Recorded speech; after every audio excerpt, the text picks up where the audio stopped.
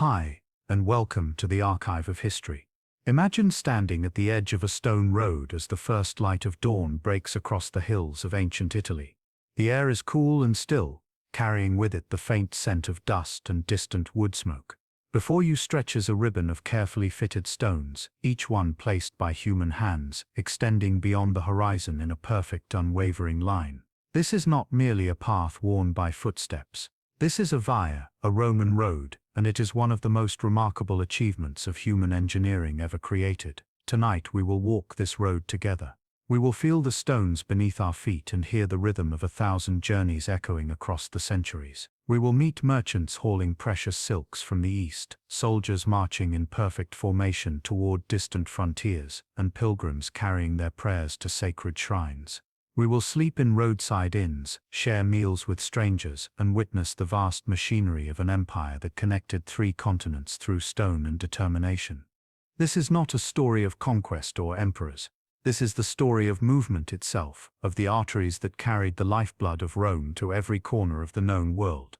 It is a story of engineering genius, human endurance, and the profound reality that empires are not built in palaces but on the dusty roads between them. Before we drift off, I am always curious to know where my listeners are tuning in from and what time it is that they are listening tonight. Let me know in the comments.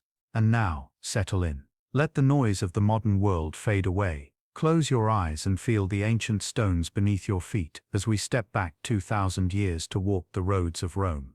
You wake in darkness, though the darkness is not complete. Through the small window of your room, you can see the faint glow of pre-dawn light beginning to touch the eastern sky. The room around you is simple and functional, the walls plastered and painted with faded geometric patterns.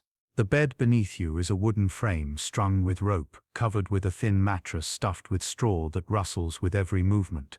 A rough woolen blanket lies across you, scratchy against your skin but welcome in the cool air of early morning. You can hear sounds from beyond your door, the muffled voices of other travelers, the clatter of pottery and metal as the household begins to stir, the soft lowing of animals in the courtyard below.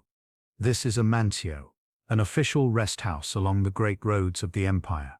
It is not luxurious, but it is clean and orderly, maintained by the Imperial Postal Service for the use of government officials and those who can afford its modest fees.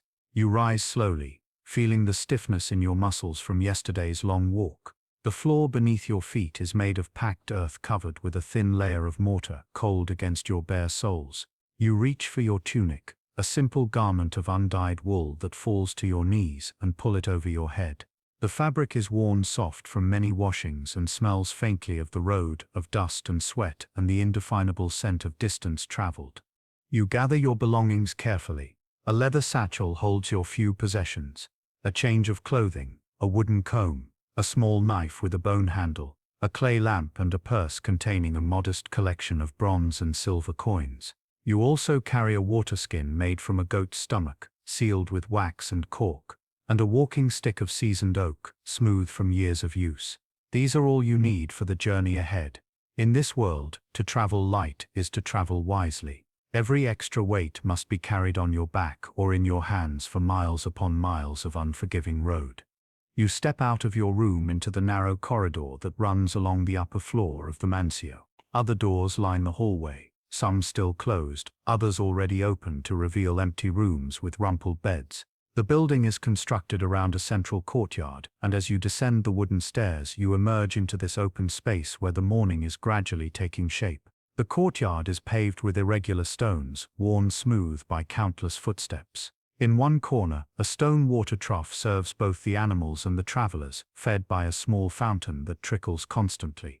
Several mules and horses are tethered along one wall, their breath steaming in the cool air, their eyes dark and patient. A few travelers are already moving about, some washing their faces in the cold water, others checking their animals and adjusting their loads. You approach the fountain and cup your hands beneath the stream. The water is shockingly cold, drawn from a spring somewhere in the hills beyond the road. You splash it on your face, feeling the night's grogginess wash away, and drink deeply. The taste is clean and mineral, flavored by the earth through which it flowed. Nearby, a woman in a plain stola is folding blankets and speaking quietly to a young boy, perhaps her son, who yawns and rubs his eyes. An older man with a grey beard is carefully loading leather bags onto the back of a small, sturdy mule, muttering to himself as he adjusts the straps. A soldier in a red tunic and worn leather armor sits on a bench against the wall, methodically sharpening a gladius with long, practiced strokes of a whetstone. The sound of metal on stone rings softly in the morning air. The keeper of the mansio, a stout man with thinning hair and a permanent expression of mild suspicion, emerges from the kitchen carrying a tray of bread and cheese. He places it on a long wooden table in the covered colonnade that surrounds the courtyard. There is no fanfare, no warm greeting. This is a transaction, simple and understood. You pay for your lodging and your meal with a few bronze coins, and he nods curtly, making a mark in a wax tablet that records the comings and goings of travelers. You take a piece of the bread, still warm from the oven, dense and slightly sour, and a wedge of hard white cheese. You eat standing, watching as the sky continues to brighten and the courtyard fills with more travelers preparing to depart. As the sun finally breaks the horizon, flooding the courtyard with golden light, you shoulder your satchel and grip your walking stick. Other travelers are moving toward the wide wooden gates that open onto the road. You join them, stepping out of the protected enclosure of the mansio and onto the via itself. The moment your foot touches the stone, you feel it. This is not a dirt track or a gravel path. This is engineered stone, solid and unyielding beneath your sandaled feet.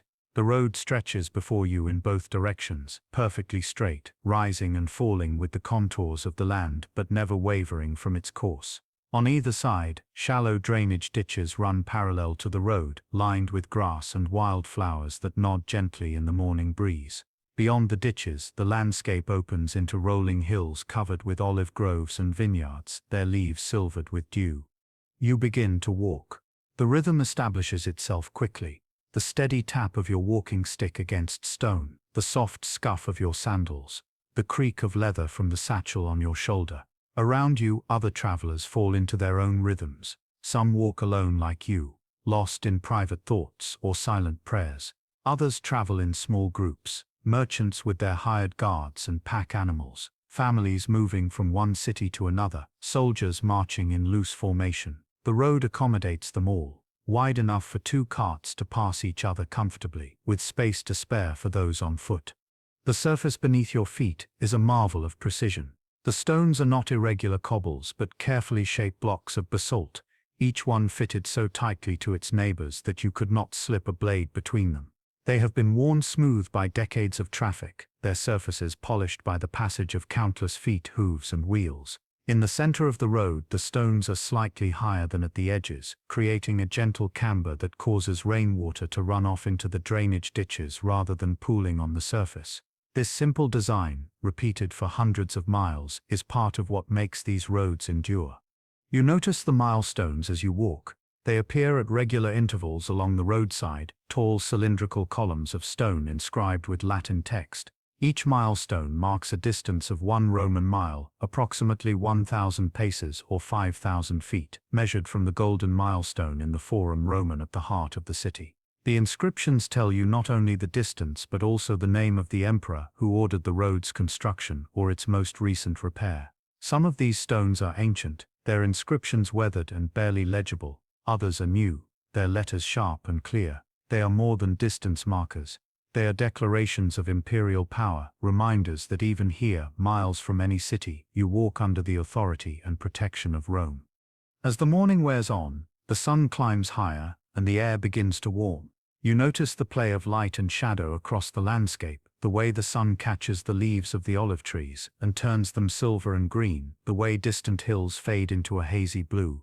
The road itself seems to gather the light, its pale stones almost luminous against the darker earth on either side.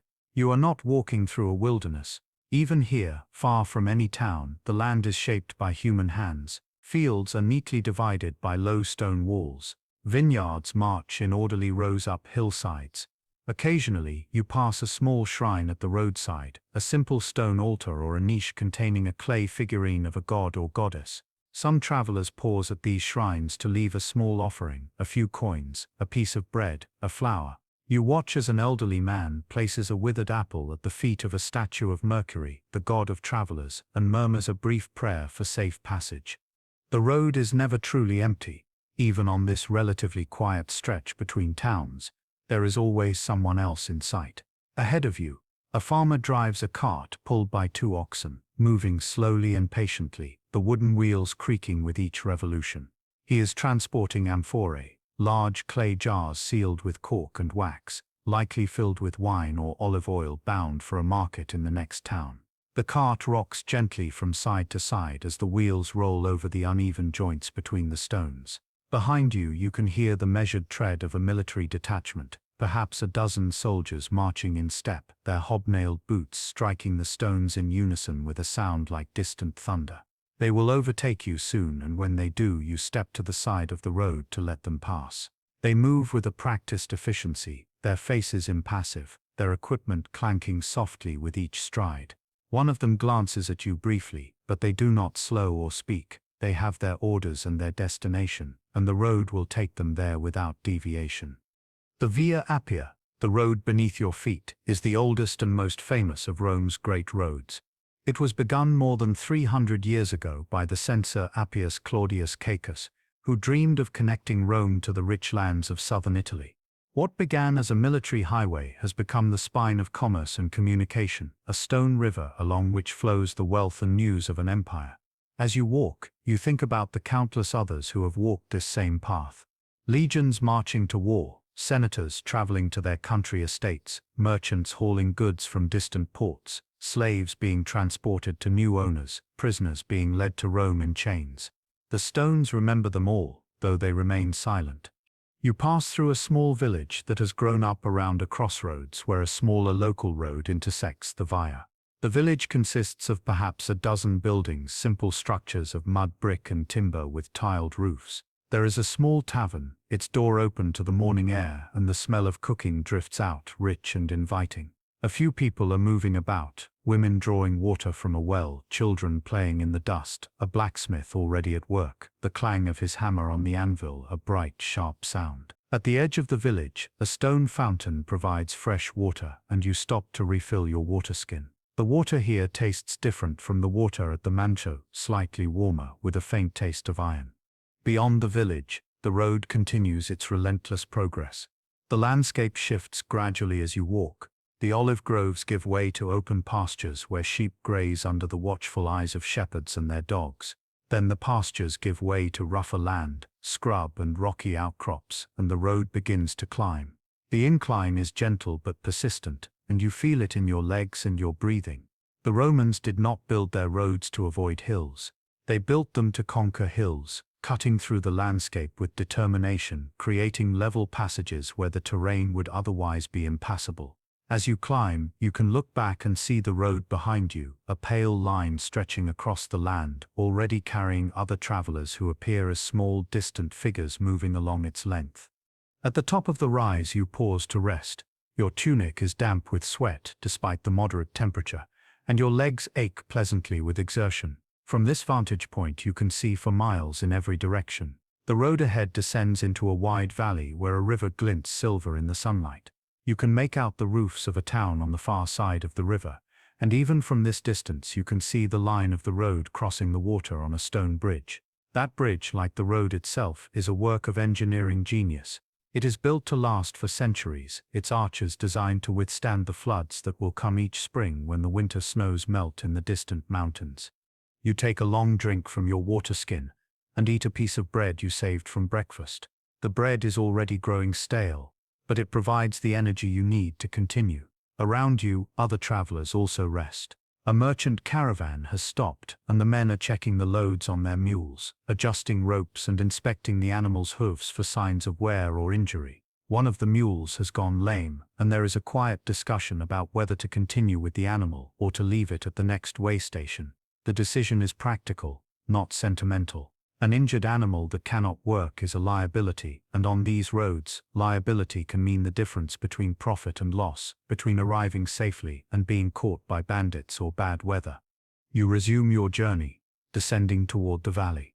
The road here is built with extraordinary care, rather than simply running straight down the hillside. which would cause carts to lose control and create dangerous erosion. The Roman engineers have constructed a series of gentle switchbacks, each one carefully graded and reinforced with retaining walls of fitted stone. The engineering is invisible in its elegance. It simply works, allowing even heavily loaded carts to descend safely, allowing travelers to move at a steady pace without fear of slipping or stumbling. You marvel at the planning required, the surveying that would have been done before the first stone was laid, the mathematical precision needed to calculate angles and grades across miles of varying terrain.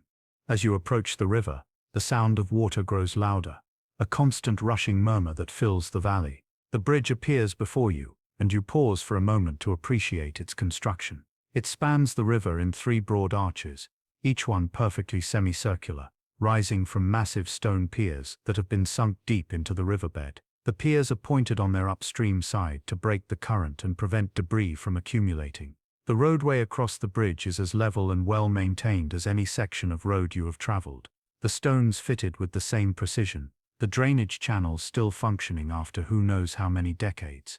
On either side of the bridge, low stone parapets prevent carts and travelers from accidentally falling into the water. You walk out onto the bridge, feeling the solid stone beneath your feet. Below, the river flows clear and cold, its surface broken by rocks that create small rapids and pools. You can see fish darting in the shallows, dark shapes against the pale riverbed. On the far bank, a woman is washing clothes, beating them against a flat rock and spreading them on the grass to dry.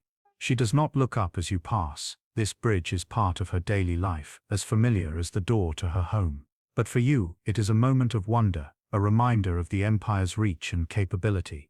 This bridge was built by engineers who understood forces and stresses, who knew how to shape stone and mortar into structures that would endure. It was built by workers who labored in the heat and cold, who carried stones and mixed mortar and risked their lives on scaffolding suspended over the rushing water. It was built because Rome needed this road, and the road needed this bridge, and so it was done. On the far side of the river, you enter the town.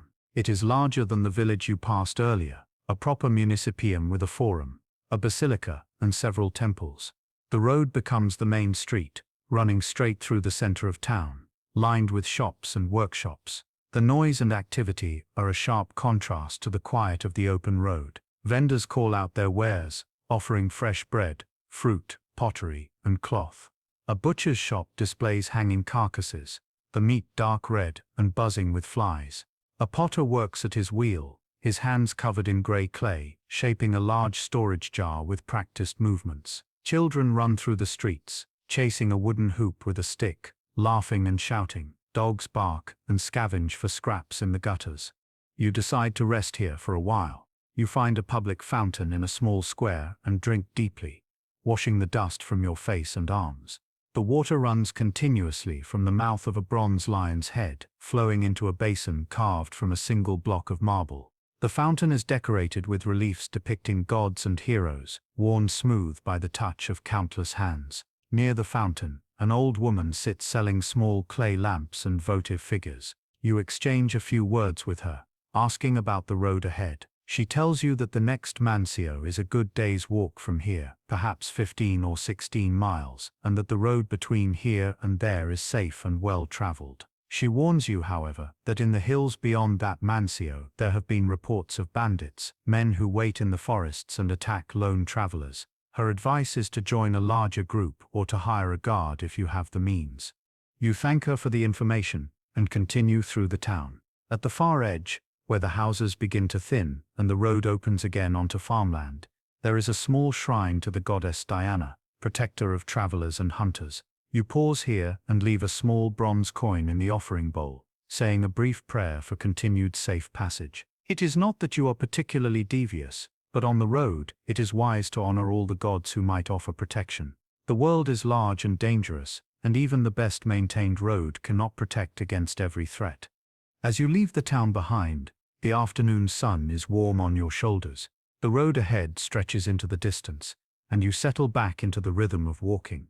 Your mind begins to wander, thinking about the destination that still lies many days ahead, thinking about the people you will meet, the places you will see. But mostly, you think about the road itself, this extraordinary creation that makes your journey possible. Without these roads, the empire would not exist. Without these roads, you would be walking on muddy tracks that disappear in winter rains, crossing rivers on dangerous fords, losing your way in trackless forests. The roads are more than convenience. They are the threads that hold the empire together, the physical manifestation of Roman power and organization.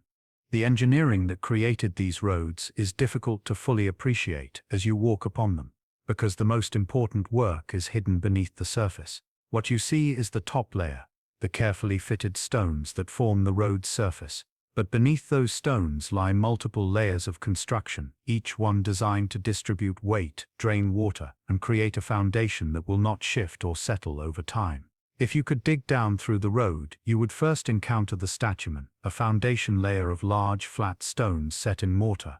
Beneath that is a layer of smaller stones mixed with clay or sand, creating a firm, stable base. Below that, the earth itself has been excavated and compacted, sometimes to a depth of several feet, to ensure that nothing will shift or subside.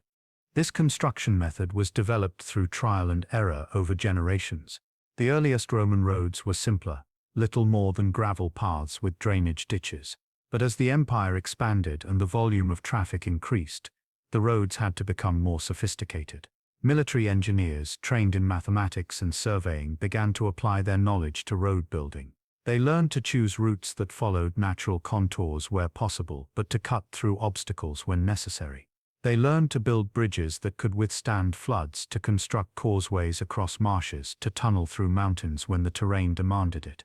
The roads you walk today are the culmination of this accumulated knowledge, built to a standard that will not be matched again for over 1,000 years. The construction of a road like the Via Appia was an enormous undertaking that required vast resources of labor and material. The workers were often soldiers, legionaries, who spent their time between campaigns building the infrastructure that would support future military operations. But civilian laborers were also employed, sometimes voluntarily for wages, sometimes as conscripted labor from conquered territories. The work was back-breaking and dangerous. Stones had to be quarried and transported, sometimes from sites many miles away. Trees had to be felled and cleared. Rivers had to be diverted or bridged. In some places, entire hillsides had to be cut away, or valleys had to be filled to maintain the road's grade. The labor of thousands of men over years or even decades went into creating each major road, and the cost was enormous. But Rome considered it worthwhile, because the roads enabled rapid movement of armies, facilitated trade, and allowed messages to be carried swiftly across vast distances. As you continue walking, you notice the way the road is maintained. Every few miles, you see evidence of recent repair work, a section where the stones have been lifted and reset, the joints between them filled with fresh mortar, a drainage ditch that has been cleared of debris and deepened. The Romans understood that building the road was only the beginning. Without constant maintenance, even the best construction would eventually fail. Weather, traffic, and time all take their toll. Frost can crack stones, rain can wash away mortar, heavy carts can wear down surfaces. To prevent this deterioration, the empire established a system of road maintenance that was funded by tolls and taxes. Local communities were responsible for maintaining the sections of road that passed through their territory, and failure to do so could result in heavy fines or punishment. The milestones you pass are not just distance markers, but also administrative tools. Each one records which emperor ordered its placement, which magistrate oversaw the work, which legion or work crew completed the task. They are receipts and declarations, proof that the empire's obligations to its roads are being met. You stop at one such milestone and run your hand over the carved letters. The stone is cool and smooth, the inscription still crisp despite years of exposure to the elements. It reads: the Emperor Caesar Trajan Augustus, son of the divine Nerva Pontifex Maximus, holding the tribunician power for the 18th time, father of his country, restored the Via Appia at his own expense from the city to Brundisium. The stone stands as a testament not just to Trajan but to the entire system of imperial authority that makes these roads possible. As the afternoon begins to fade toward evening, you realize that you have been walking for many hours. Your feet ache, your legs are heavy, and the weight of your satchel seems to have doubled. You begin to watch for signs of the next way station. According to the woman in the town, it should be appearing soon, and indeed, as you crest a gentle rise, you see it in the distance. Another mansio, its red-tiled roof visible above a stand of cypress trees, smoke rising from a cooking fire.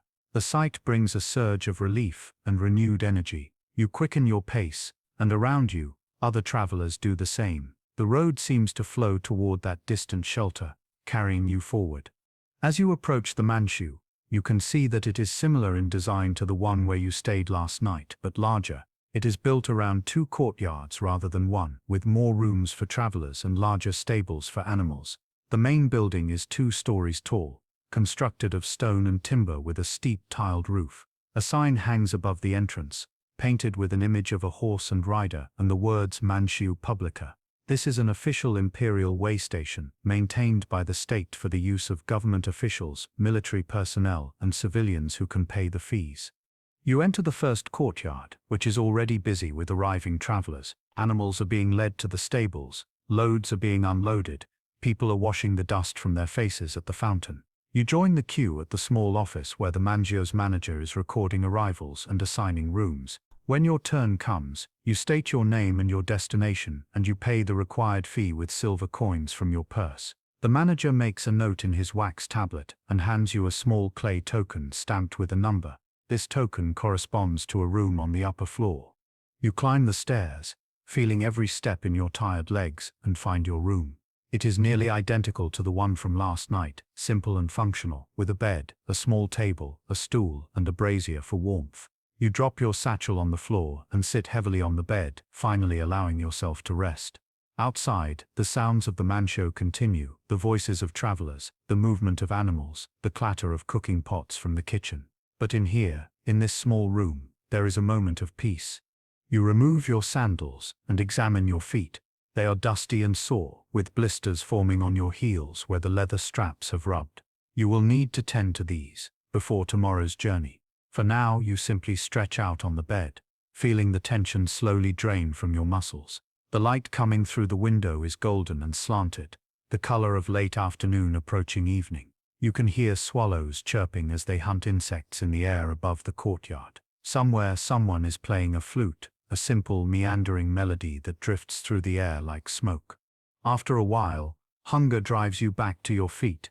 You put your sandals back on, wincing slightly at the pressure on your blisters, and make your way down to the courtyard.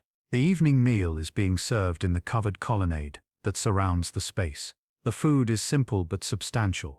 A thick barley soup flavored with onions and herbs, bread that is dark and dense, hard cheese, olives, and watered wine.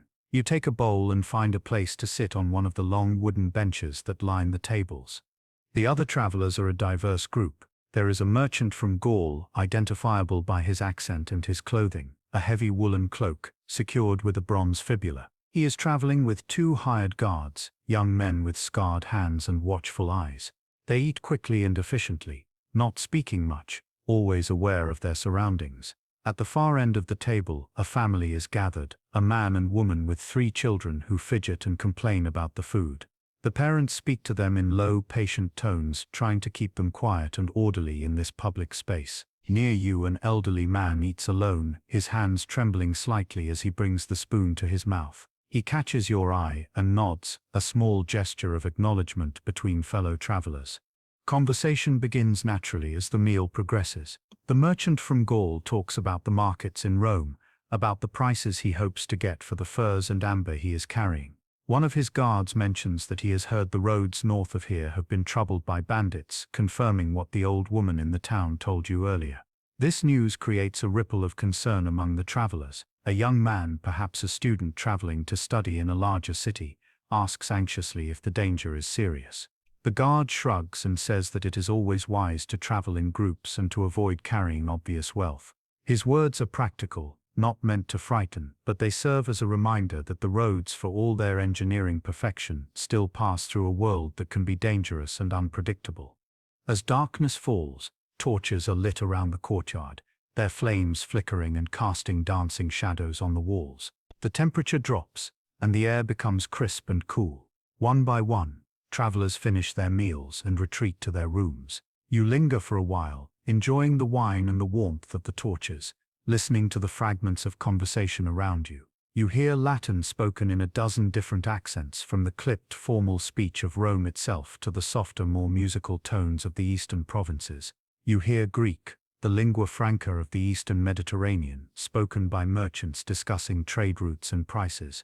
You even hear snippets of languages you do not recognize, the tribal tongues of distant regions on the edge of the empire. Eventually, you too retire to your room. The bed is uncomfortable, the mattress thin and lumpy, but after a full day of walking, it feels like a gift. You light your small clay lamp, and by its flickering light, you examine the blisters on your feet. They will heal, but they will make tomorrow's walk painful. You rummage in your satchel and find a small jar of salve, a mixture of olive oil and herbs that you purchased from an apothecary in the last town you passed through. You apply it carefully to the raw skin, feeling the cool ointment ease the sting. Then you extinguish the lamp and lie back in the darkness, listening to the sounds of the mancio settling for the night. Sleep comes easily, and with it, dreams of endless roads stretching across landscapes you have never seen. You dream of deserts and mountains, of rivers and forests, of cities at the edge of the world. And through it all, the road continues, unyielding and eternal, carrying you forward into the unknown. You wake to the same pre-dawn darkness as the day before, the same sounds of movement and preparation, the same ritual of rising, dressing, gathering your belongings. But today, something is different. Today, you will not be traveling alone. As you enter the courtyard, you find that several of the travelers from last night are preparing to depart at the same time. The merchant from Gaul is overseeing the loading of his mules, his guards checking the straps and testing the weight distribution. The family with the 3 children is also getting ready, the parents trying to hurry their offspring along, the children still sleepy and reluctant. And there is a new group that arrived late last night, a half-dozen men who have the look of craftsmen, their hands rough and calloused, their clothing stained with dye and dust. An informal agreement forms quickly. The road ahead is known to be troubled, and there is safety in numbers. The merchant suggests that all of you travel together, at least until you reach the next major town. No one objects. In fact, the idea is met with visible relief, especially from the father of the young family. And so as the sun rises and the gates of the Mancio swing open, you step onto the road not as a lone traveler, but as part of a small caravan, a temporary community bound together by the shared need for safety and companionship. The rhythm of walking in a group is different from walking alone. There is a need to match pace, to accommodate the slowest members, which in this case are the children, who lag behind and must be constantly encouraged to keep up. The merchant's mules set a steady, plodding pace, and the rest of you adjust to match it. Conversation flows more freely now. The craftsmen, you learn, are stonemasons traveling from one job site to another, following the work wherever it takes them. They are heading north to a villa under construction, where they will spend the next several months carving decorative elements for the building's facade. They talk about their craft with pride, discussing the qualities of different types of marble, the tools required for various cuts, the satisfaction of seeing raw stone transformed into something beautiful and lasting. The merchant, whose name is Gaius, speaks about the economics of trade, about the routes he travels and the goods he carries. He explains that the furs he is transporting come from the forests far beyond the Rhine, traded through a complex network of intermediaries. The amber, rare and valuable, comes from the shores of the distant Baltic, where barbarian tribes collect it and sell it to Roman traders. These goods will be sold in Rome to wealthy patrons who value their rarity and exotic origins. The profit margin is significant, but so are the risks. Bandits, dishonest intermediaries, damaged goods, changes in fashion that can make a valuable cargo suddenly worthless. All these factors must be considered. As the morning progresses, the conversation turns to the road itself. One of the stonemasons, a man named Marcus, talks about the construction techniques he has seen in his travels. He points out details that you would not have noticed on your own, the slight variations in stone quality that indicate where material was sourced from different quarries, the way certain sections have been repaired using a different type of mortar, the evidence of subsidence in one area where the foundation was not properly prepared. His eye is professional and critical, but also admiring. He says that the roads are among the greatest achievements of Roman civilization, more impressive in some ways than the temples and amphitheaters that receive more attention. The roads, he says, are what make everything else possible. By midday, the sun is high and hot, and the group stops to rest in the shade of a small grove of oak trees that grows beside the road. The children, released from the discipline of walking, immediately run off to play, climbing the trees and throwing acorns at each other. The adults sit on the grass or on fallen logs, drinking from their water skins and eating simple meals of bread and cheese. The mood is relaxed, almost pleasant.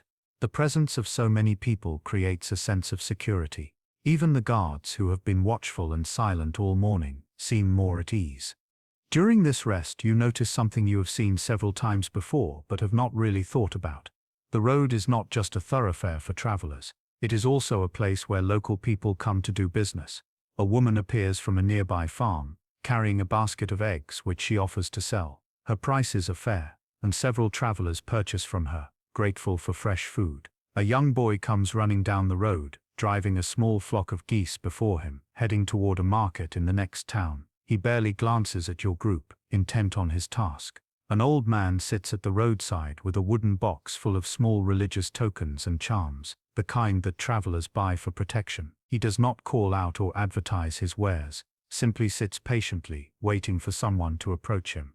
You purchase a small bronze figurine of Mercury from the old man, adding it to the collection of protective items you carry. The figurine is crude, cast in a simple mold, but it has a certain charm. Mercury, the messenger of the gods, the protector of travelers and merchants, seems an appropriate guardian for this journey. You slip it into your satchel, next to your other possessions, and return to the group. The afternoon's walk is harder than the morning's. The heat intensifies, and the road begins to climb into hillier terrain. The children, who were energetic and playful during the rest, now become tired and cranky. The youngest, a girl of perhaps 5 or 6 years, begins to cry and refuses to walk. Her father, with a patient sigh, lifts her onto his shoulders, where she rides in exhausted silence, her head drooping against his. The mother carries the family's belongings, which seem to grow heavier with each mile. You see the strain in her face, the way she sets her jaw and keeps walking without complaint. As you climb higher, the landscape changes. The cultivated fields and vineyards give way to wilder country, forests of oak and pine that crowd close to the road. The air smells of resin and damp earth. The light filtering through the trees is dappled and green, creating a cool, shadowy atmosphere that is welcome after the heat of the open road. But there is also a sense of unease. This is the kind of terrain where bandits might hide, where an ambush could come without warning. The merchants' guards become more alert, their hands resting on the hilts of their swords, their eyes scanning the forest on either side. Nothing happens. The afternoon passes without incident, and eventually the road emerges from the forest onto an open hillside where you can see for miles in every direction. The view is breathtaking. Below, a river valley stretches into the distance, its fields a patchwork of green and gold. Far beyond, the hazy outline of mountains marks the boundary of the known world. The road descends toward the valley, and you can see its line clearly, a pale ribbon winding through the landscape, connecting this hilltop to the next town, that town to the next city, that city ultimately to Rome itself. By evening, you reach another way station, smaller than the Mancio but adequate for the group's needs. This one is a private establishment, not maintained by the state, and the quality reflects the owner's priorities. The rooms are clean but sparse, the food basic but filling. You share a meal with your traveling companions, and there is a sense of camaraderie now, forged by the shared experience of the day's journey.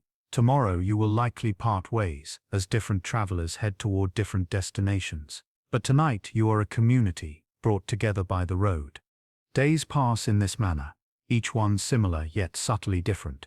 You walk through valleys and over hills, through forests and across open plains. You pass through towns large and small, some prosperous and bustling, others poor and barely surviving.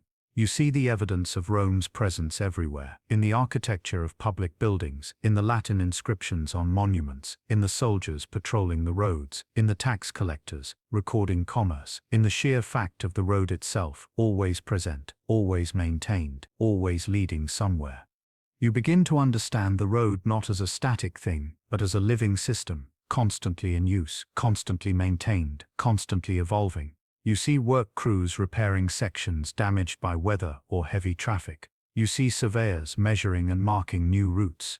You see engineers overseeing the construction of a new bridge to replace an old one that has become unstable. The empire is not content to simply maintain what it has built. It is always expanding, always improving, always looking for ways to move more goods, more soldiers, more information, more quickly, and more efficiently. The society of the road reveals itself to you in layers. At the surface, there is the diversity of travelers, merchants and soldiers, families and pilgrims, students and slaves, messengers and craftsmen. But beneath this surface diversity, there is a structure, a hierarchy that governs movement and access. Not everyone is equal on these roads. The cursus public, the imperial postal system, has priority above all others. When a courier riding for the emperor appears, his horse foaming with exertion, all other traffic must yield. These couriers carry messages of state, and their speed is extraordinary. Using a system of relay stations where fresh horses are kept ready, they can cover distances that would take ordinary travelers weeks in just a few days. You see one such courier thunder past, his face set with determination, his leather satchel sealed with the imperial seal. He does not slow or acknowledge anyone. He is Rome's message, and he will deliver it or die trying. Military units also have priority. When a legion is on the march, the road belongs to them. Civilians must step aside and wait, sometimes for hours, as thousands of soldiers pass in perfect formation. You witness this once, standing at the roadside with dozens of other travelers as a full cohort marches past. The sound is overwhelming. The synchronized tramp of hobnailed boots, the clank of equipment, the occasional barked command from a centurion. The soldiers themselves are young men, their faces burned by sun and wind, their expressions distant and focused. They carry their lives on their backs: armor, weapons, tools, personal possessions, rations. Each man is a mobile unit of Roman power, trained to fight, to build, to endure. They pass in a river of red and iron, and when they are gone, the road seems strangely empty and quiet. Below the official traffic of couriers and armies comes the commercial traffic. And here, too, there is hierarchy. Wealthy merchants with large caravans have influence and respect. They hire guards and pay tolls without complaint. They stay in the best accommodations and eat the best food. Their goods are valuable, and they are treated accordingly. Below them are smaller traders, independent merchants moving modest quantities of goods, hoping to make enough profit to justify their expenses. And below them are the poorest travelers, those who walk because they cannot afford to ride, who sleep on the ground because they cannot afford a room, who eat bread and onions because they cannot afford better. You also see slaves being transported, groups of chained men and women being moved from one part of the empire to another. They walk in silence, their faces blank with exhaustion or despair. Their captors are professional slave traders, hard men who regard their cargo as nothing more than valuable property to be delivered in good condition. You try not to look at these groups when you pass them. Try not to think about their stories, their lost homes, their shattered families. But you cannot help seeing them, cannot help being aware that they too are part of the road society, the bottom rung of a hierarchy built on conquest and commerce. The religious life of the road is everywhere present. At crossroads and river crossings, at the tops of hills and the entrances to valleys, shrines appear. Some are elaborate structures with roofs and walls, housing statues of gods and goddesses. Others are simple niches carved into rock faces, or small altars piled with stones. The variety of deities honored is remarkable. There is Mercury, of course, the traveler's god, but also Diana, Jupiter, Mars, local deities whose names you do not recognize, even foreign gods imported from distant provinces. The Romans, you have learned, are remarkably tolerant of religious diversity, as long as the official state cult is also honored.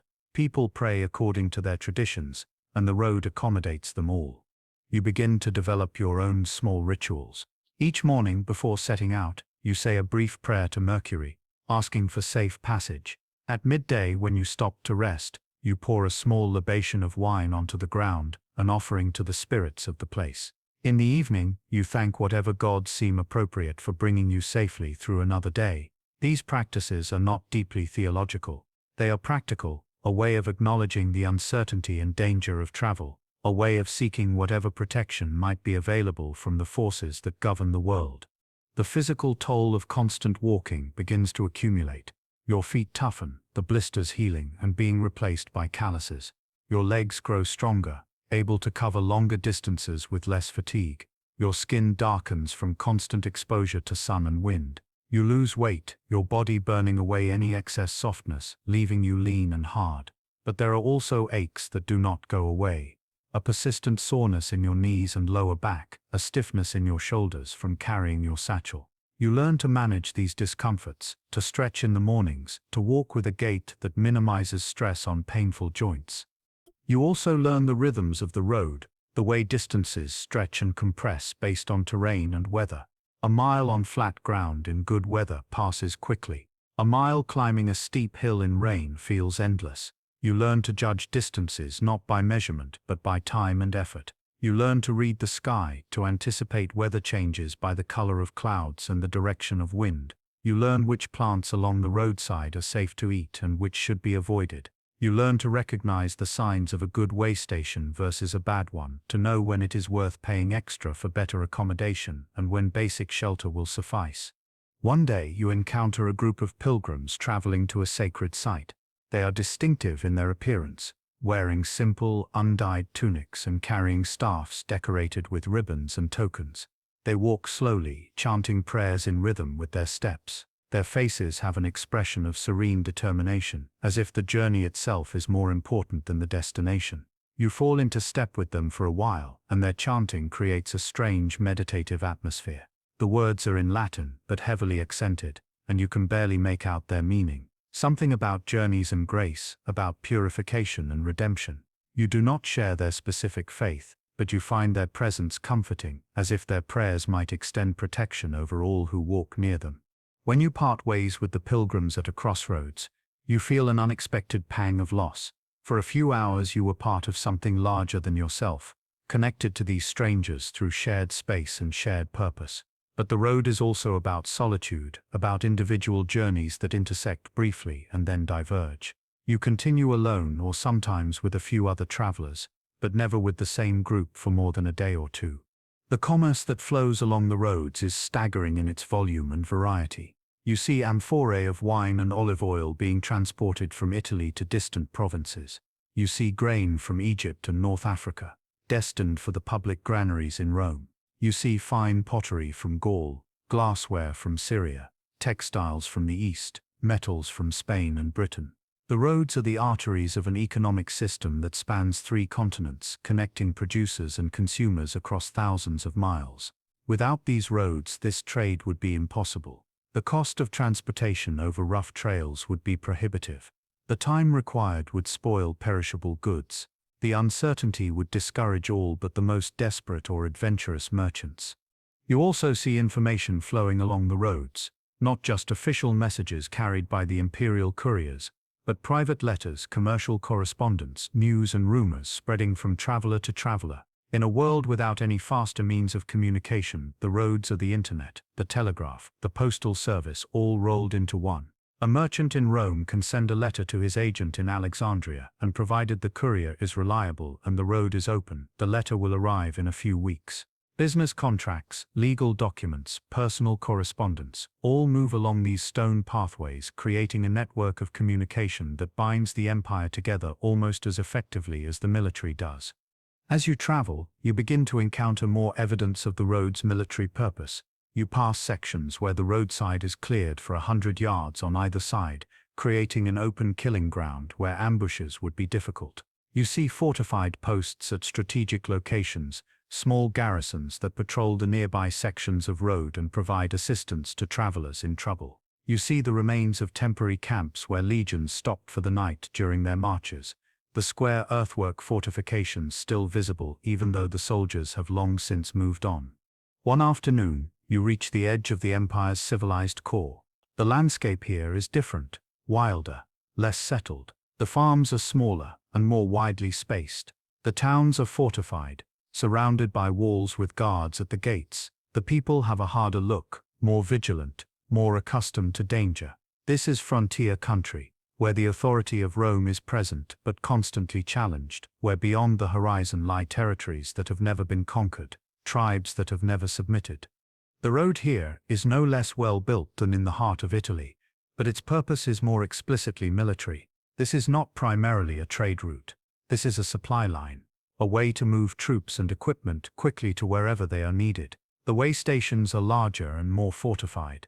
designed to withstand attack. The traffic is more military than civilian, and the few merchants you see are those with contracts to supply the army. You spend a night in one of these frontier way stations, and the atmosphere is tense. The soldiers here are veterans, scarred and weathered, men who have seen combat and expect to see more. They speak in low voices about patrols and skirmishes, about tribes across the river that are growing restless, about rumors of larger movements in the barbarian territories. The civilians in the way station are mostly camp followers, families of soldiers, merchants who supply the garrison, a few local people who have found ways to profit from the military presence. In the morning you make a decision. You will not continue further along this road. The frontier is not your destination, and the risks are too great for a lone traveler. Instead, you will turn back, retracing your steps toward the more settled regions of the empire. As you begin your return journey, you feel a sense of relief mixed with a strange disappointment. You have come to the edge of the known world, and now you are turning away from the unknown that lies beyond. The journey back is faster than the journey out. You know the road now, know the distances between way stations, know where to find good water and where to avoid untrustworthy innkeepers. You fall into conversation more easily with other travelers, having stories of your own to share. The road has changed you, has marked you as someone who has traveled far and seen much. You carry yourself differently now, with more confidence, with the easy competence of experience. As you approach a major city after many days of travel, you begin to see the road's culmination. The traffic increases dramatically. Instead of passing a few dozen travelers each day, you are now part of a constant stream of people and vehicles. The road here is busy from dawn until dusk, a moving river of humanity. Carts and wagons crowd the stone surface, their wheels creating a constant rumble. Riders on horseback weave through the traffic. Pedestrians walk in groups or alone, their faces set with purpose or weariness. The city appears gradually on the horizon, first as a smudge of smoke and haze, then as the outline of walls and towers, finally as the full spectacle of Roman urban life. The road leads directly to one of the city's main gates, and as you approach, you must join a queue of travelers waiting to enter. Guards check some people's documents, question others about their business, wave most through with barely a glance. When your turn comes, a bored soldier asks your name and destination. You answer briefly, and he nods and gestures you through. Inside the city, the road becomes a street, still straight and well paved, but now lined with buildings instead of open countryside. The noise is overwhelming after days of relative quiet. The shouts of vendors, the clatter of workshops, the voices of thousands of people all blend into a constant roar. The smells are equally intense: cooking food, animal waste, perfume, incense, the sharp tang of tanneries and dye works. The visual assault is almost too much to process. Painted facades, hanging signs, people in every variety of dress and appearance, the monumental architecture of temples and basilicas rising above the common buildings. You find accommodation in a small inn near the Forum, a place that caters to travelers and merchants. It is more expensive than the roadside mansions, but also more comfortable, with a private room that has a real bed with a mattress of wool rather than straw. You pay for several nights, planning to rest and recover before deciding on your next destination. That evening you walk through the city, marveling at its scale and complexity. The Forum is a vast open space surrounded by colonnades and filled with people conducting business, arguing politics, socializing, shopping. The temples are enormous structures of marble and bronze, their pediments decorated with statues and reliefs depicting gods and heroes. The basilica is a massive hall where legal cases are heard and commercial contracts are negotiated. The public baths are palaces of water and marble, offering hot pools, cold pools, steam rooms, and massage for a small fee. You realize that this city exists because of the roads. Without the constant flow of goods and people that the roads enable, such concentration of humanity would be impossible. The food that feeds these thousands of people comes from farms scattered across the empire, transported on the roads. The materials that built these magnificent structures, marble from Greece, timber from Gaul, metals from Spain, all traveled on the roads. The wealth that pays for everything, taxes collected in distant provinces, tribute from subject peoples, profits from trade, all flows along the roads to accumulate here. You spend several days in the city, recovering from your journey, replenishing your supplies, and considering your next move. The roads call to you now. Having experienced the freedom and challenge of travel, the city feels constraining. You find yourself thinking about the open road, about the rhythm of walking, about the next horizon. Eventually, you decide on a new destination. You will travel to the coast, to one of the great port cities where ships arrive from across the Mediterranean. From there, perhaps you will take a ship to one of the eastern provinces, where the roads continue through landscapes and cultures entirely different from those you have known. Or perhaps you will turn north toward Gaul and beyond, where the roads push into territories only recently conquered, where the blend of Roman and native culture creates something unique. On the morning of your departure, you rise early and make your way to the city gate. The road stretches before you, the same road you arrived on, but now leading in a different direction. Other travelers are already moving along it, beginning their own journeys to their own destinations. You shoulder your satchel, grip your walking stick, and step onto the stone surface. The feeling is familiar now, the solid touch of engineered stone beneath your feet, the slight camber that sheds water, the precise joints between blocks. But it is also always new, because the road leads to places you have not yet seen, to experiences you have not yet had. The morning sun is warm on your face, the air smells of dust and distant rain. Somewhere ahead, beyond your sight, the road continues, and you will follow it. As days turn into weeks and weeks into months, you become something of a permanent traveler, someone for whom the road is not a temporary passage, but a way of life. You no longer think in terms of fixed destinations. Instead, you move from place to place, staying long enough to earn a little money or to wait out bad weather, then moving on when the urge takes you. The roads connect your life, providing structure and purpose to what might otherwise be aimless wandering. You learn to read the subtle signs that mark the changing seasons along the road. In spring, the roadside ditches fill with wild flowers, and the traffic increases as merchants rush to move goods before the summer heat makes travel uncomfortable. In summer, the road surface becomes almost too hot to touch in midday, and smart travelers walk in the early morning and evening, resting during the heat of the day. In autumn, the roads fill with the harvest, carts loaded with grain and grapes, oil and wine, heading to markets and storage facilities. In winter, travel becomes more difficult and dangerous. The roads themselves remain passable, but the weather can be brutal. You learn to seek longer-term shelter during the coldest months, finding work in towns and cities, waiting for spring to resume your travels. The empire's road system reveals itself to you as something even more remarkable than you initially understood.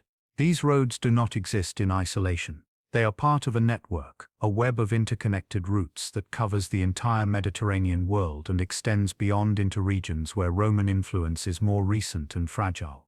At major crossroads, roads from different directions converge, and at these convergences, towns and cities grow. The crossroads become commercial centers, administrative hubs, military posts. The roads literally shape the geography of settlement and power. You begin to understand that the roads are more than physical infrastructure. They are a political statement, a declaration of authority and control. To build a road is to claim territory, to assert that this land is now part of the empire, subject to its laws and administration. The roads bring not just trade and communication, but also taxes and conscription, law and order, Romanization. Where the roads go, Rome follows. The towns that grow along the roads adopt Roman architecture and customs. Local elites learn Latin and send their children to Roman schools. Local gods are syncretized with Roman deities.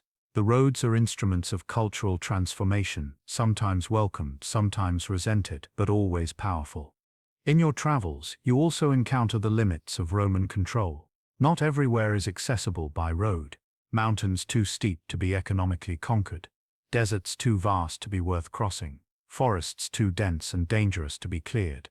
These places remain outside the road network, and by extension, outside the full reach of Roman power. The tribes that inhabit these regions maintain their independence, their own customs and languages, their own ways of life.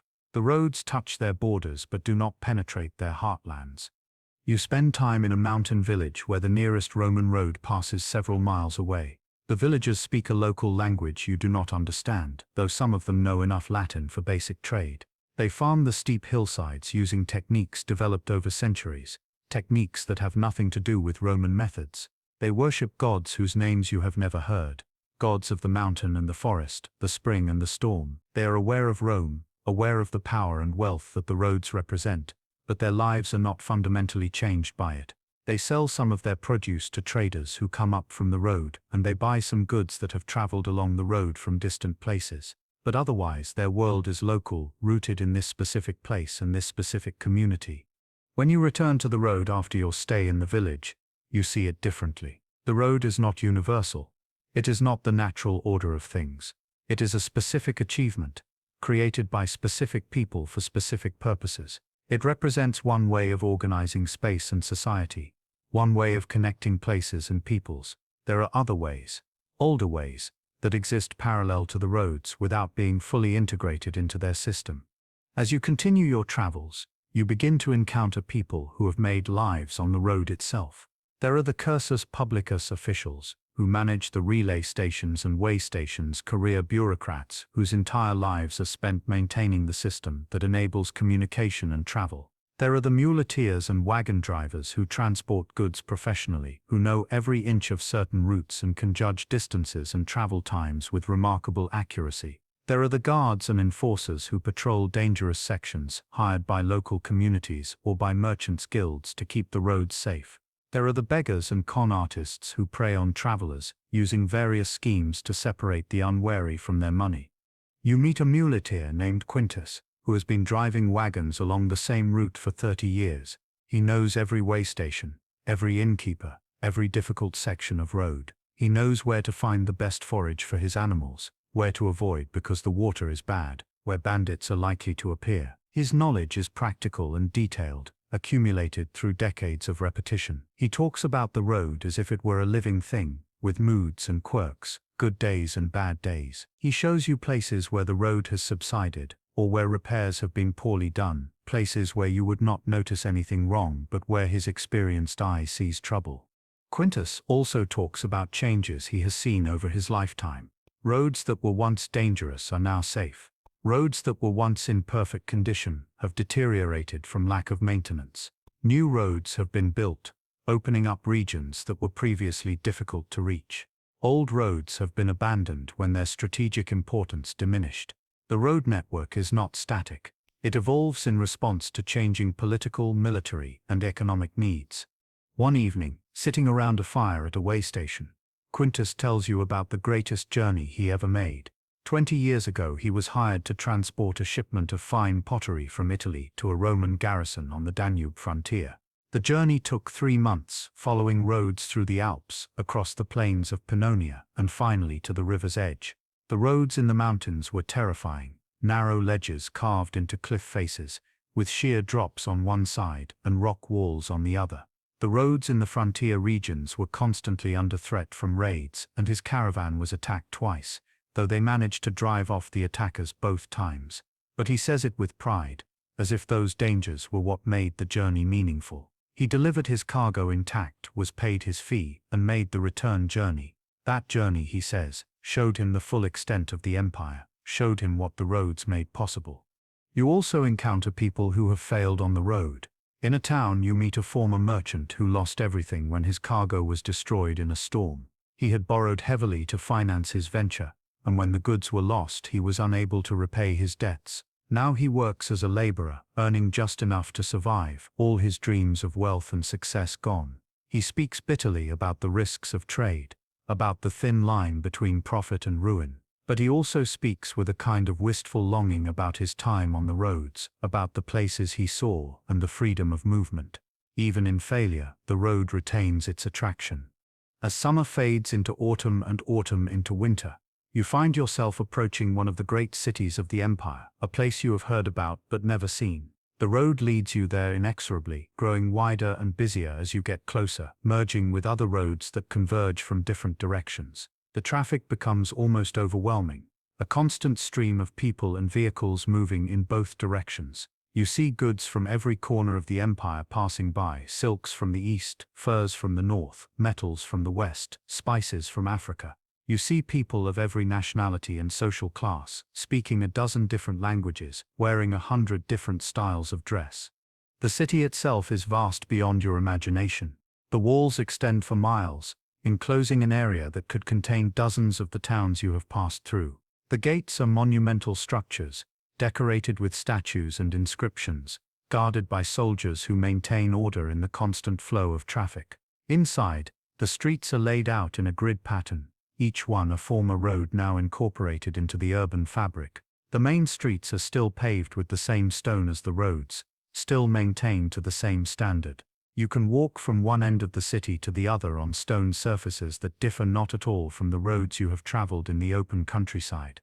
You spend weeks in this city finding work as a day laborer, helping to unload cargo from ships at the docks, carrying materials to construction sites, doing whatever work is available. The money is enough to pay for food and lodging in a crowded apartment building where you share a room with several other men. It is not comfortable, but it is adequate, and it gives you time to observe the city, to understand how it functions.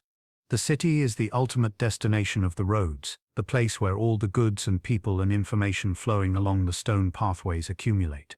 The markets are vast, specialized districts where specific types of goods are sold.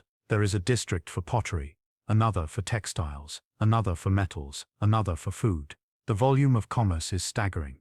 In a single day, more goods change hands here than would pass through a small town in a year. The wealth is visible everywhere, in the fine clothing of the elite, in the monumental public buildings, in the elaborate private homes of the wealthy.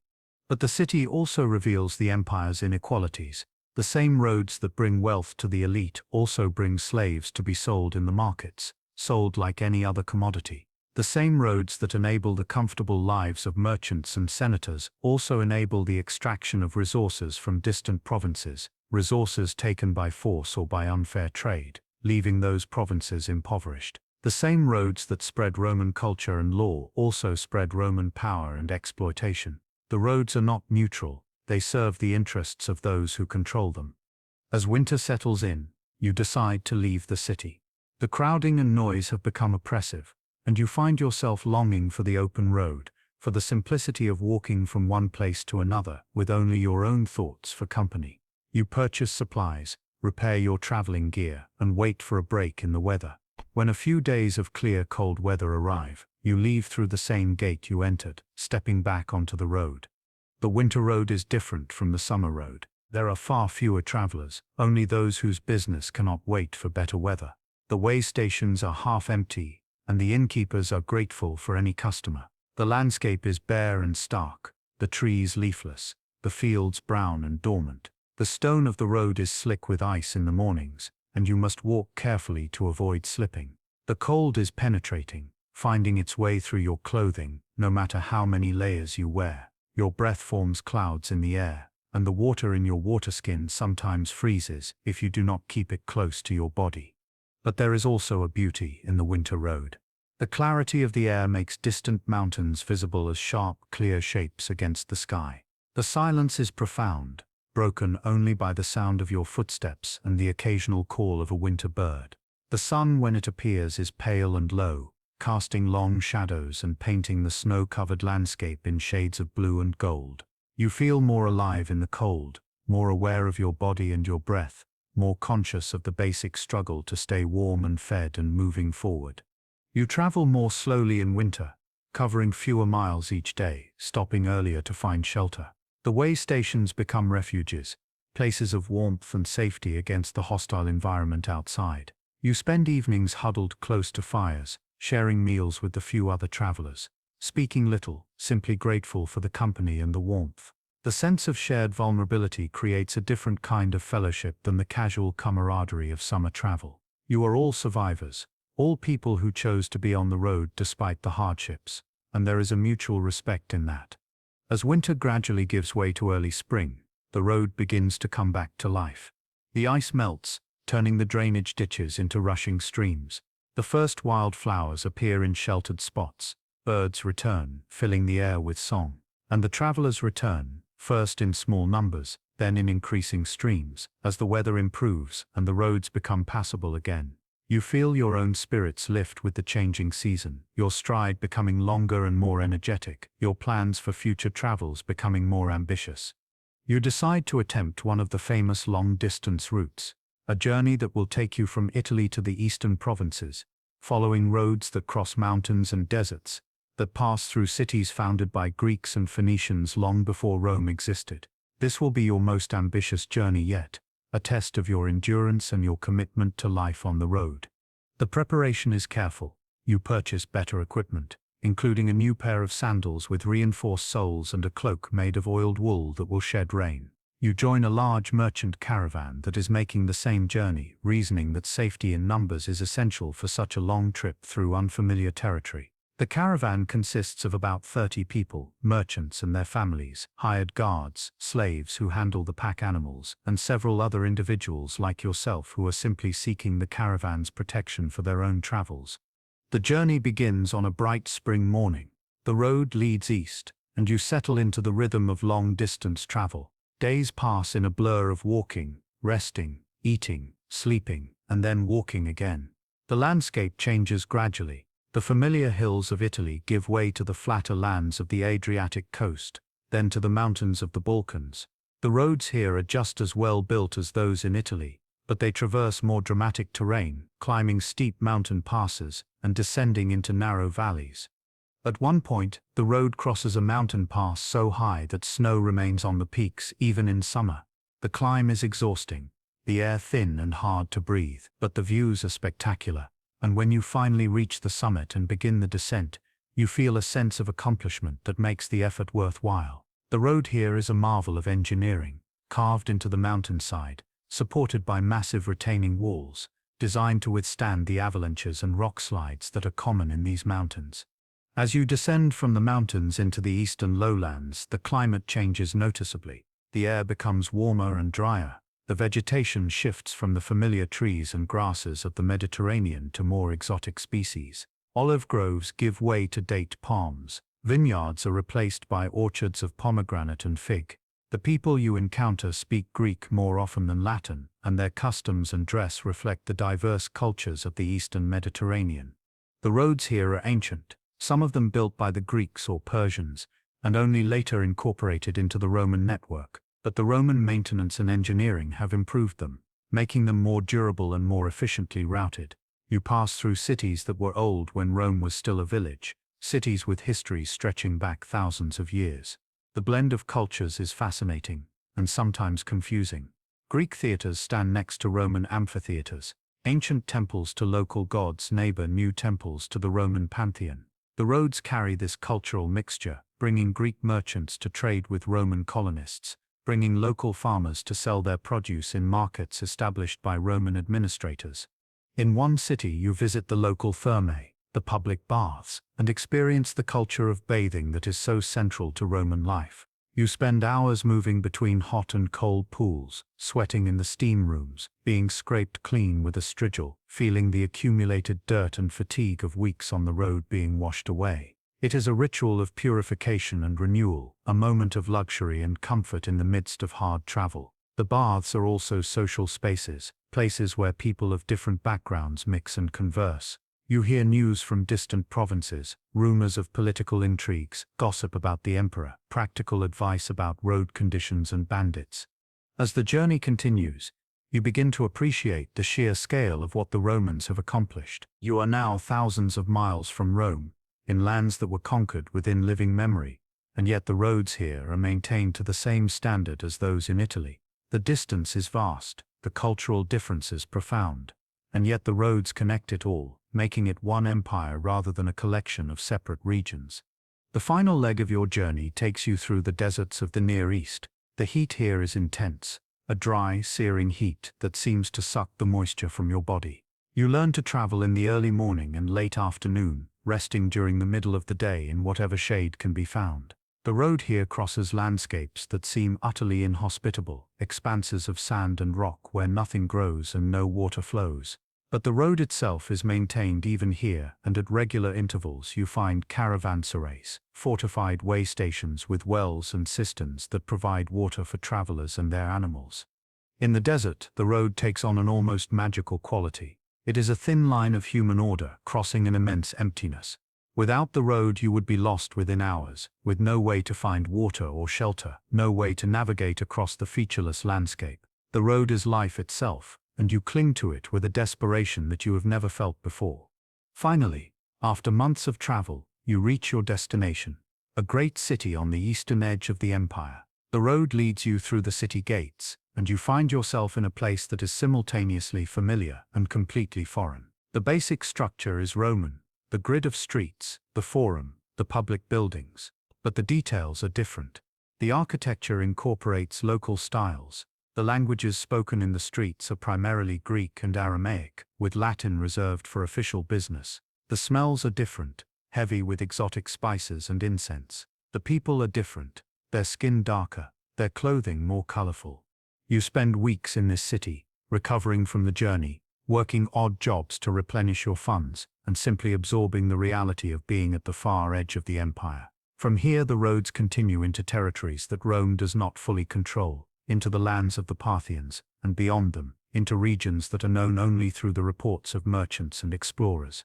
The roads of Rome end here, but the human impulse to travel, to trade, to explore, continues, following older routes and creating new ones. Eventually you must decide what to do next. You could stay here, finding a more permanent life in this eastern city. You could continue further east, leaving the Roman roads behind and following the Silk Roads into truly foreign lands. Or you could return west, retracing your steps along the roads that brought you here. Each option has its appeal, but in the end, you decide to return. You have traveled far, seen much, and now you want to return to more familiar territories, bringing with you the knowledge and experience gained in your journeys. The return journey is faster than the outbound trip. You know the route now, know the distances and the hazards, know where to find good accommodations and where to avoid trouble. You travel with different caravans, sometimes alone for stretches, always moving west. The familiarity of the road is comforting now. Each milestone and way station, a marker of progress. Each river crossing and mountain pass a challenge overcome. As you walk the roads back toward Italy, you reflect on what you have learned. The roads are extraordinary achievements, monuments to human ingenuity and determination. They enable commerce and communication on a scale never before achieved. They spread Roman power and culture to the farthest corners of the known world. But they are also more than just infrastructure. They are spaces of human interaction, places where people from different backgrounds meet and mingle. They are stages for countless personal dramas, journeys of trade and exploration, of migration and pilgrimage, of exile and return. Every person who walks these roads carries their own story, their own reasons for being in motion, their own destinations and dreams. You think about the communities that exist along, and because of the roads. The innkeepers and stable hands, the merchants and muleteers, the guards and bandits, the beggars and pilgrims. All of these people's lives are shaped by the roads, and in turn they shape the experience of the roads for others. The roads are not empty corridors but living spaces, constantly inhabited and constantly changing. You also think about the cost of the roads, the enormous labor that went into their construction, much of it performed by slaves and conscripted workers, the ongoing expense of maintenance and protection, the disruption caused to local communities by the imposition of a new transportation network, the environmental impact of cutting through forests and draining marshes. The roads represent Roman power, but they also represent Roman domination, the subjugation of local peoples and their ways of life to the needs and priorities of the empire. As you finally approach the familiar landscapes of central Italy, as the road leads you past vineyards and olive groves that you remember from your first days of travel, you feel a complex mixture of emotions. There is satisfaction in having completed such an ambitious journey, in having traveled thousands of miles and returned safely.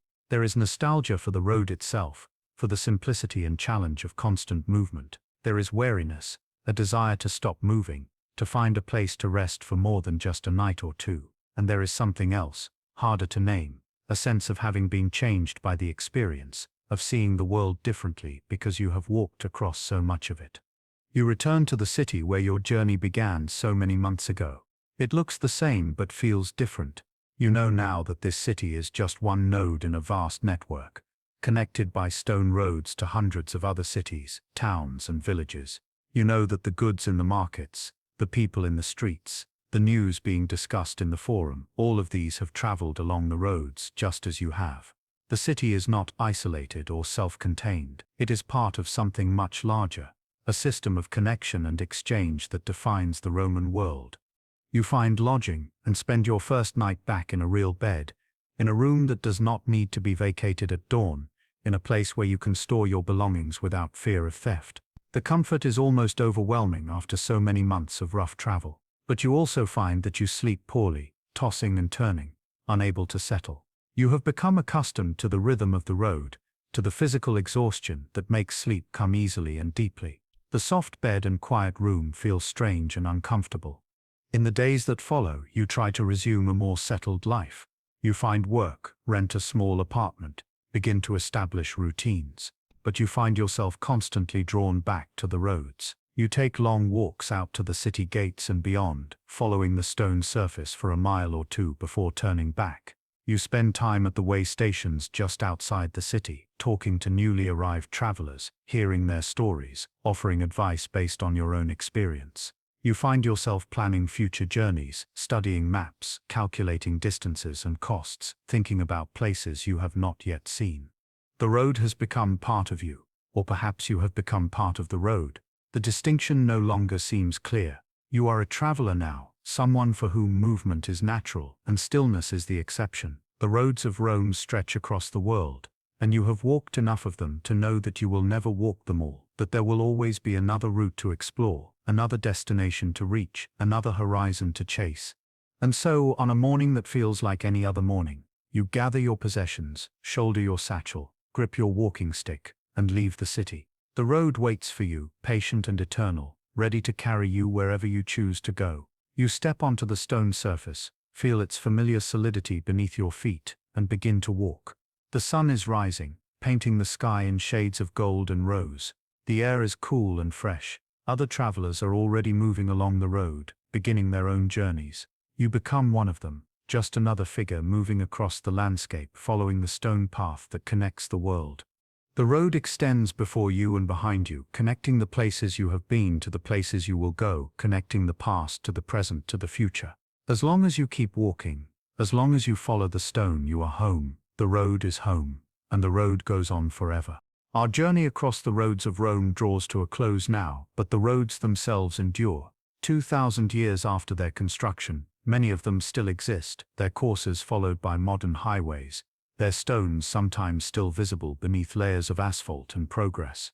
They remain as testimony to an empire's vision and capability, to the human drive to connect and communicate across vast distances, to the profound importance of movement and exchange in building civilization.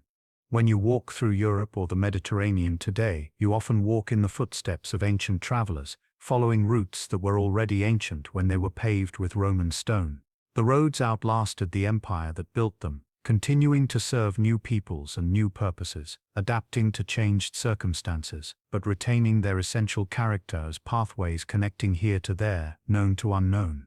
The roads teach us that civilization is built not in grand capitals alone, but in the humble, practical work of connecting places and people.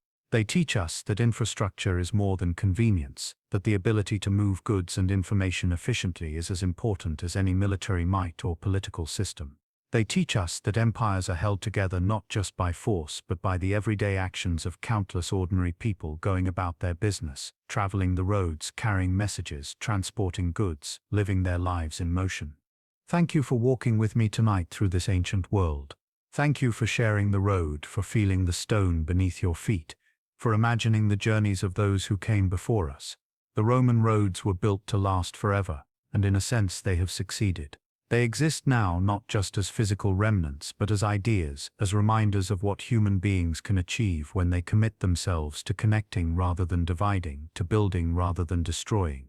As you drift into sleep tonight, let your mind wander along those ancient roads. See the milestones marking distance, hear the voices of travelers from every corner of the empire, smell the dust and the wild flowers, feel the sun and the wind. You have traveled the roads of Rome, if only in imagination, and that journey has made you, briefly, a citizen of a world that no longer exists but whose echoes still resound across the centuries. Sleep well. The road will be here tomorrow, waiting to carry you to new places, new stories, new understandings. All roads lead somewhere, and the journey is everything. Rest now, traveler. Rest well.